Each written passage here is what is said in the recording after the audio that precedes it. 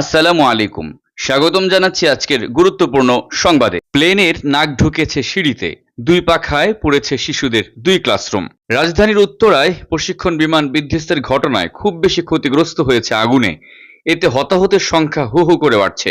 একের পর এক দগ্ধ শিশু শিক্ষার্থীদের আনা হচ্ছে জাতীয় বার্ন ও প্লাস্টিক সার্জারি ইনস্টিটিউটে। এর মধ্যে অনেকের অবস্থা আশঙ্কাজনক। এখন পর্যন্ত পাওয়া খবরে ৭টি হাসপাতালে ৮৮ জন ভর্তি রয়েছে।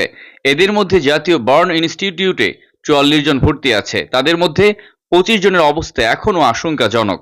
এখন পর্যন্ত বিমান বিধ্বস্তের ঘটনায় ১৯ জন নিহত হওয়ার খবর পাওয়া গেছে, আর আহত হয়েছেন ১৬৪ জন। এছাড়া বিধ্বস্ত বিমানটির পাইলট ফ্লাইট লেফটেন্যান্ট তৌকিরও মারা গেছেন। প্রত্যক্ষদর্শীরা জানান, মাইলস্টোন স্কুল অ্যান্ড কলেজের প্রাইমারি শিক্ষার্থীদের ক্লাস হওয়া একটি ভবনে বিধ্বস্ত বিমানটি আঘাত হানে।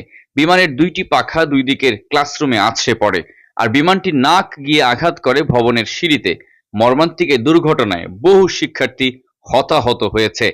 এর আগে দুপুর ১টা ১৮ মিনিটের দিকে উত্তরার দিয়াবাড়ির মাইলস্টোন স্কুল ও কলেজ ক্যাম্পাসে বিমান বাহিনীর F-7 BGI ৭০১ মডেলের প্রশিক্ষণ বিমানটি বিধ্বস্ত হয়। আছড়ে পড়ার সঙ্গে সঙ্গে বিমানটিতে আগুন ধরে যায়। বিমানটি দুপুর ১টা ৬ মিনিটে উড্ডয়ন করেছিল। এর ১২ মিনিটের মাথায় ১টা ১৮ মিনিটে উত্তরার মাইলস্টোন স্কুল ও কলেজ ক্যাম্পাসে বিমানটি বিধ্বস্ত হয়।